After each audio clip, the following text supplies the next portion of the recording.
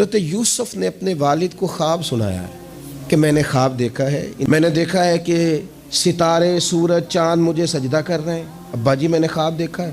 اب ان کے باقی بھائیوں نے یہ نہیں دیکھا، ان کے پاس یہ نعمت نہیں ہے۔ اب والد کیا کہتے ہیں؟ کہتے ہیں بیٹا یہ بات بھائیوں کو نہ بتانا، میں اپنے باپ کا یوسف تھا اس لیے شاید سکون سے سو نہ سکا، بھائیوں سے ڈرتا رہا۔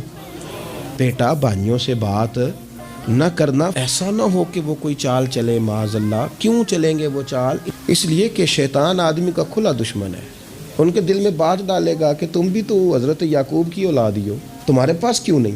اگر آپ کے پاس کوئی خاص نعمت ہے، نبی پاک صلی اللہ تعالی علیہ وسلم نے فرمایا کہ لوگوں سے چھپا کے نا اپنے مقاصد کی کامیابی پر مدد طلب کرو، چپ کر کے اللہ سے مدد طلب کرو اور مقاصد میں کام کرتے جاؤ، کیونکہ ہر نعمت والے پر حسد کیا جاتا ہے۔